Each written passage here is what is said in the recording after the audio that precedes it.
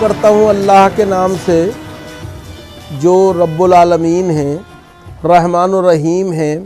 مالک یوم الدین ہیں، ہم جس کی عبادت کرتے ہیں اور جس سے مدد چاہتے ہیں۔ درود و سلام اس کے نبی برحق سید المرسلین، خاتم النبیین، شفیع المذنبین، رحمت للعالمین، گنبد خضرا کے مکین جناب احمد مجتبیٰ محمد مصطفیٰ صلی اللہ علیہ وسلم، ان کی آل اور اصحاب پر۔ ناظرین کرام، رمضان کا مہینہ سال میں ایک دفعہ آتا ہے اور اپنے ساتھ روزوں کی سوغات لاتا ہے۔ روزہ یا صوم جس کے لفظی اور لغوی معنی جو ہیں وہ رکنے اور چپ رہنے کے ہیں، جسے بعض جگہ قرآن میں صبر بھی کہا گیا ہے۔ یعنی روزہ یا صوم جو ہے وہ اپنے آپ کو برائیوں سے روکنے، خواہشات نفسانی کی غلامی اور اتباع سے اپنے کو بچانے، اور تمام فحش باتوں اور تمام ایسی باتیں جو لوگوں کے لیے دل آزاری کا سبب بنتی ہیں، جن سے سماج میں نفاق پیدا ہوتا ہے، فساد پیدا ہوتا ہے، ٹکراؤ پیدا ہوتا ہے، جس سے امن و امان کو خطرہ لاحق ہوتا ہے، ان سے اپنے آپ کو بچانے، یعنی ایسی باتوں سے کہنے سے بہتر ہے کہ آدمی چپ رہے، اور یہی رمضان کے مہینے کی روح ہے، یہی اس کی اسپرٹ ہے۔ اگر آپ غور کریں تو رمضان میں ہم صبح صادق سے لے کر اور شام کو مغرب کے وقت تک کچھ نہیں کھاتے ہیں، کچھ نہیں پیتے ہیں، اپنی جو خواہشات نفسانی ہیں ان سے اپنے آپ کو روکتے ہیں، اور اس طرح سے ہم اپنے نفس پر قابو پانے کی کوشش کرتے ہیں۔ اور اگر آپ غور کریں تو اللہ رب العزت نے قرآن کریم میں جس طرح روزے کی فرضیت کا اعلان کیا ہے وہ بہت دلچسپ ہے۔ اللہ رب العزت نے فرمایا، اے لوگو، تم پر بھی روزے اسی طرح فرض کیے گئے جیسے پچھلی قوموں پر فرض کیے گئے تھے۔ یعنی روزہ وہ عبادت ہے جو تاریخی اعتبار سے اللہ رب العزت خود اس بات کو فرما رہا ہے کہ تمام قوموں کے اندر پائے جاتے تھے۔ اور ہم جب انسانی تاریخ کا مطالعہ کرتے ہیں اور انسانی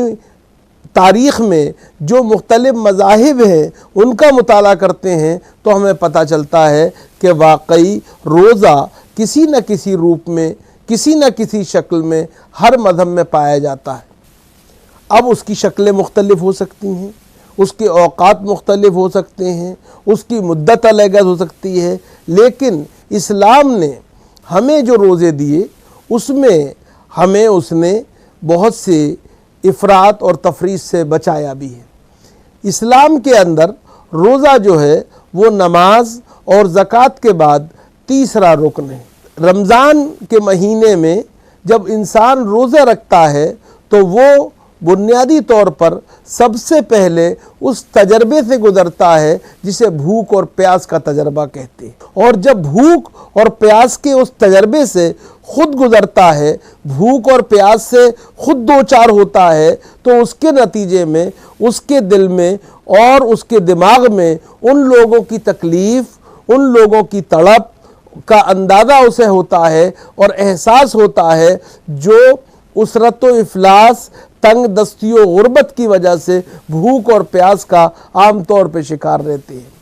اور اس طرح اس کے دل میں خود بخود ان کے لیے ایک انسیت کا جذبہ پیدا ہوتا ہے، اور وہ اس تجربے سے گزرنے کے بعد جو وقتی ہوتا ہے، اختیاری ہوتا ہے، اس کو اس کے اندر ان لوگوں کی مدد کرنے کا جذبہ پیدا ہوتا ہے۔ اسی لیے اگر آپ غور کریں تو عام طور پر لوگ رمضان کے مہینے میں زکوٰۃ نکالنے کا خاص طور سے اہتمام کرتے ہیں۔ اس کے علاوہ صدقے اور فطرہ جو ہے اس کو بھی دیتے ہیں، کیوں؟ اسی لیے کہ خود وہ اس تجربے سے دوچار ہو کر دوسروں کی مصیبتوں اور پریشانیوں کا اور تکلیفوں کا اندازہ کر سکتے ہیں۔ دوسری بات جو ہے وہ یہ کہ اگر آپ غور کریں تو آپ کو پتہ چلتا ہے کہ دنیا میں کوئی بھی عبادت اگر آپ لیں گے تو اس میں کہیں نہ کہیں دوسروں کو آپ کو اس عبادت میں مشغول اور مصروف ہوتے ہوئے دیکھنے کا موقع ملتا ہے۔ نماز باجماعت فرض ہے، آپ نماز پڑھتے ہیں تو لوگ آپ کو دیکھتے ہیں۔ زکوٰۃ ایک ایسی چیز ہے جس کے لیے کہا گیا کہ اس طرح دو کہ دائیں ہاتھ سے دو تو بائیں ہاتھ کو خبر نہ ہو، لیکن بہرحال اس میں ایک لینے والا ضرور ہوتا ہے۔ تو جب آپ زکوٰۃ دیتے ہیں تو اگرچہ آپ یہ اہتمام کرتے ہیں کہ نمائش نہ ہو، لیکن بہرحال جس کو دیتے ہیں اسے ضرور خبر ہوتی ہے۔ اسی طرح حج ہے، اگر آپ حج کو بھی دیکھیں تو معلوم ہوا حج تو نام ہی ایک اجتماعی عبادت کا ہے، مگر روزہ وہ عبادت ہے کہ جب تک کوئی شخص اپنے منہ سے یہ نہ کہے کہ میں روزے دار ہوں، کسی دوسرے کو پتہ نہیں چلتا۔ روزہ وہ عبادت ہے کہ جس میں مکر و ریا، فریب اور نمائش کی کسی طرح کی کوئی گنجائش نہیں رہتی ہے، اور اسی لیے اللہ جل شانہ نے اپنے اس کا اجر بھی اپنے پاس رکھا ہے، اور روزے داروں کی ہر طرح سے اس نے ستائش کی ہے۔ جب ہم روزہ رکھتے ہیں تو ایک اس روحانی تجربے سے بھی گزرتے ہیں جو انسانی تاریخ میں جلیل القدر پیغمبروں کی سنت بھی ہے، اور جلیل القدر پیغمبر جو تھے جنہوں اللہ کے پیغام کو لے کر آئے، جنہوں نے انسانوں کو ہدایت کا راستہ دکھایا، جنہوں نے توحید باری تعالیٰ کا سبق پڑھایا، وہ بنیادی طور پر ایک ایسے سفر پر بھی روا دوا ہوتا ہے جو انسانی تاریخ میں جلیل القدر پیغمبروں کی یادگار ہے۔ اور اگر آپ تاریخ کا مطالعہ کریں، اس کے جھروکوں میں سے دیکھیں تو آپ کو پتہ چلے گا کہ کوہ طور سے جب پرجلال پیغمبر حضرت موسیٰ علیہ السلام توریت کا پیغام لے کر آئے تو وہ 40 دن تک انہوں نے روزہ رکھے تھے۔ اگر آپ یاد کریں کوہ سعیر کا مقدس پیغمبر حضرت عیسیٰ علیہ السلام جب انجیل کے احکامات لاتے ہیں تو وہ بھی روزوں سے گزرتے ہیں۔ آپ یاد کیجئے جناب محمد الرسول اللہ صلی اللہ علیہ وسلم کو، جنہوں نے غار حرا کی تنہائیوں میں جبل نور پر کتنے دن تک اللہ رب العزت کی عبادت کی اور اپنے آپ کو اس غار میں معتکف رکھا۔ ان تمام چیزوں سے آپ جب واقف ہوتے ہیں اور ایک روزے دار واقف ہوتا ہے تو وہ بنیادی طور پر روحانی سربلندی کے اس سفر میں اپنے آپ کو تقلید کرتے ہوئے پاتا ہے ان جلیل القدر عظیم الشان پیغمبروں کی جو انسانی تاریخ میں ہماری ہدایت اور رہنمائی کے لیے اللہ جل شانہ کے ذریعے وقتاً فوقتاً بھیجے گئے، اور جنہوں نے اللہ رب العزت کے پیغام کو ہم تک پہنچایا اور ہمیں یہ بتایا کہ اللہ ایک ہے اور انسانیت جو ہے وہ بھی ایک ہے۔ تو اس طرح اگر آپ دیکھیں تو روحانی جو سربلندی کا سفر ہے، روحانی رفتوں کا سفر ہے، روزہ اس سے بھی ہمیں ہمکنار کرتا ہے، اس کا تجربہ بھی ہمیں کراتا ہے۔ اگر آپ اور غور کریں تو روزے کے اندر ایک بات یہ بھی ہے کہ اس سے سماج کو بھی فائدہ ہوتا ہے۔ اس سے اگر آپ غور کریں انسان روحانی رفت و سربلندی سے ہمکنار بھی ہوتا ہے، لیکن اگر آپ غور کریں تو آپ کو پتہ چلے گا کہ انسانی دردمندی کا سبق سیکھنے کے علاوہ روزہ خود ہر انسان کو جو روزے دار ہے اسے انفرادی طور پر بھی بہت فائدہ پہنچاتا ہے۔ ہم اور آپ سب جانتے ہیں دنیا میں اکثر بیماریاں زیادہ کھانے سے پیدا ہوتی ہیں، جی اوور ایٹنگ جسے کہتے ہیں وہ ہمارے لیے آج بھی بڑا مسئلہ ہے۔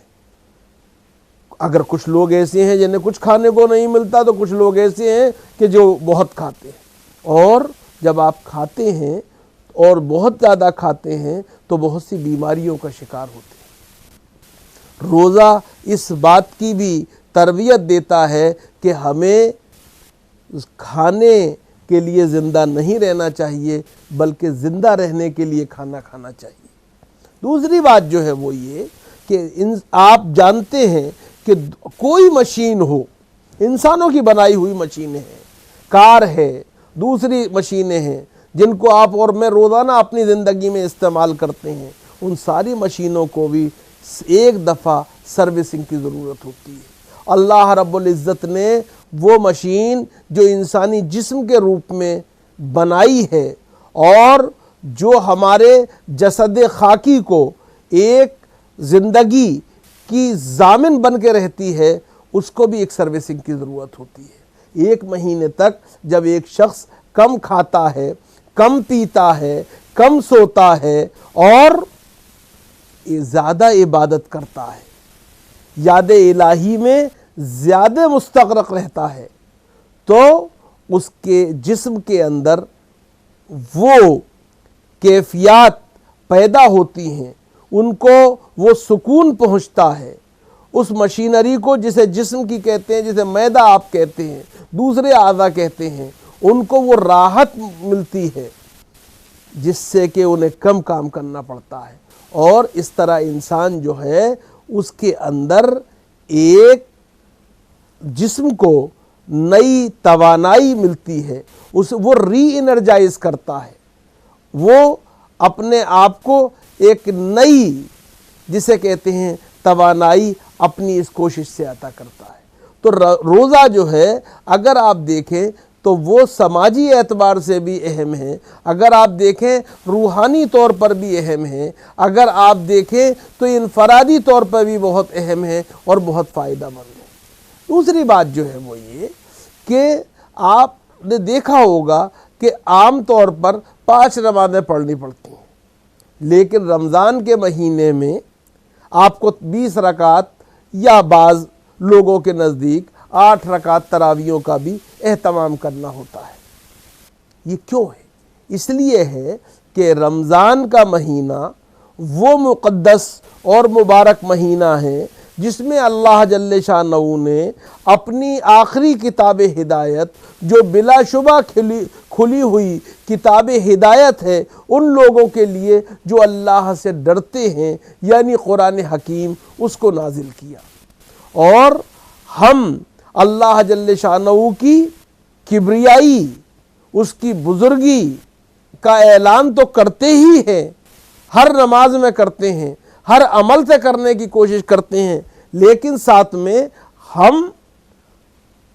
رمضان کے مہینے میں اس بات پر بھی اس کا شکر ادا کرتے ہیں کہ اس نے ہمیں قرآن جیسی عظیم کتاب ہدایت عطا کی، اور اس شکرانے کا طریقہ بھی ایسا نرالا اور ایسا انوکھا ہے جس پر قربان جائیے،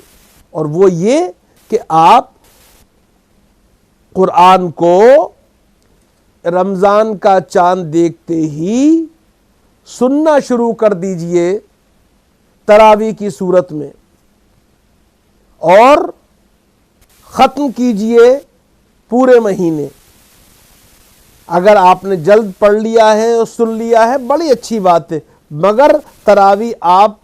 عید الفطر کا چاند دیکھتے وقت تک ادا کرتے رہیں گے۔ یہ ہے قرآن سے تعلق بنانے اور اللہ کا شکر ادا کرنے کا طریقہ جو کہ ہمیں بتایا گیا ہے اور جس پر ہم عمل کرتے ہیں۔ رمضان کا مہینہ قرآن پر غور کرنے، قرآن جو ہے کہ مطالب کو سمجھنے کا بھی مہینہ ہے۔ اللہ اگر ہمیں توفیق دے تو ہم اس کام کو بھی انجام دینے کی کوشش کرتے ہیں، کیوں کہ قرآن سے جو جتنا تعلق بناتا ہے قرآن اتنا ہی اس آدمی کو راہ ہدایت کی طرف لے جاتا ہے، اس صراط مستقیم کی طرف جس پر جانے والے اللہ کے انعام کے حقدار قرار پاتے ہیں۔ تو رمضان کا مہینہ اگر بحیثیت مجموعی دیکھا جائے تو وہ ہر اعتبار سے انسانوں کی نجات کا مہینہ ہے، انسانوں کی فلاح کا مہینہ ہے، انسانی سماج کی بہبود کا مہینہ ہے، انسانی سماج کی روحانی رفتوں کا ضامن مہینہ ہے۔ شرط یہ ہے کہ ہم رمضان کا حق ادا کریں۔ رمضان کا حق محض بھوکے اور پیاسے رہنے سے ادا نہیں ہوتا ہے۔ رمضان کا حق صرف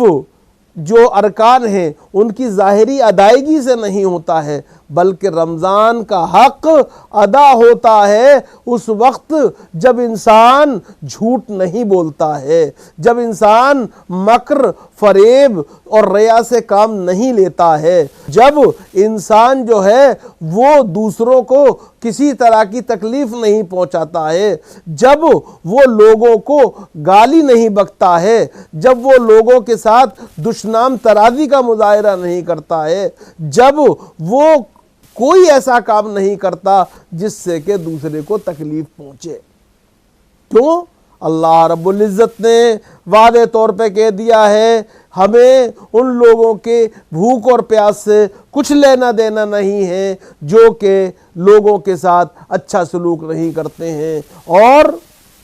لغو باتیں کرتے ہیں۔ یہ ہمیں سمجھنا چاہیے، کیوں کہ اسلام بنیادی طور پر انسانوں کو انسان بنانے کی کوشش کرتا ہے، اور یہ وہ درجہ ہے کہ جس میں آدمی کو بڑی محنت کرنی پڑتی ہے۔ جیسا کہا گیا روزے کا صوم کا مطلب ہی جو ہے وہ روکنے اور چپ رہنے کے معنی ہے، اور جیسا کہا گیا کہ صوم جو ہے اس کو اللہ نے، روزے کو اللہ نے صبر بھی کہا ہے، اور صبر جو ہے وہ بڑی قیمتی چیز ہے۔ صبر کی عظمت کا اندازہ کوئی نہیں لگا سکتا ہے۔ صبر یہ ہے کہ اللہ جس حال میں ہمیں رکھے ہم اس حال میں خوش رہنے کو تیار رہیں۔ کیوں؟ کہ یہ ہمارے رب کی مرضی ہے، یہ ہمارے پیدا کرنے والے کی رضا ہے۔ یہی روزہ ہے جو کہ ہمیں اس کی تربیت دیتا ہے اور اسی راستے پہ لے جاتا ہے۔ صبر کی پہچان حضرت ایوب کا صبر ہے۔ صبر کی پہچان جناب رسالت مآب صلی اللہ علیہ وسلم کی وہ مکی زندگی ہے کہ جب آپ کے اوپر کوڑا بھی پھینکا جائے تو آپ کو کوئی غصہ نہ آئے، لیکن جب کوڑا نہ پھینکا جائے تو تشویش ہو جائے کہ کوڑا پھینکنے والے نے آج کوڑا کیوں نہیں پھینکا، اور بالکل جسے کہتے ہیں غالب کے انداز میں اس طرح سے سراپا سوال بن جائیں کہ واہ حسرتا کہ یار نے کھینچا ستم سے ہاتھ ہم کو ہری سے لذت آزار دیکھ کر، اور جا کر کوڑا پھینکنے والی بڑھیا جو ہے اس کی عیادت کرے، اس کی خدمت کرے، اس کی تواضع کرے۔ جب طائف میں تکلیف پہنچائی جائے اور فرشتہ عذاب الہی کی وعید لے کر آئے تو بھی آپ کہیں کہ نہیں اے اللہ انہیں معاف کر دیجئے، کیونکہ یہ نہیں جانتے کہ یہ کیا کر رہے ہیں۔ یہ ہے صبر۔ تو ہمیں رمضان کا مہینہ یہی سبق سکھانے آتا ہے۔ کیا ہم اس کے لیے تیار ہیں؟ کیا ہم بری باتوں سے اپنے آپ کو روکنے، بری باتوں سے اپنے آپ کو بچانے اور جو لغو گوئی ہے اس سے دریدہ دہنی ہے اس سے اپنے آپ کو چپ رکھنے اور صبر کرنے کے لیے تیار ہیں؟ یہی رمضان کا پیغام ہے، یہی رمضان کا تقاضا ہے، یہی رمضان کا سوال ہے۔ اللہ ہمیں اس کی توفیق دے کہ ہم رمضان کا حق ادا کر سکیں، روزے کی روح جو ہے اس کو پا بھی سکیں اور نبھا بھی سکیں۔ وآخر دعوانا ان الحمد للہ رب العالمین۔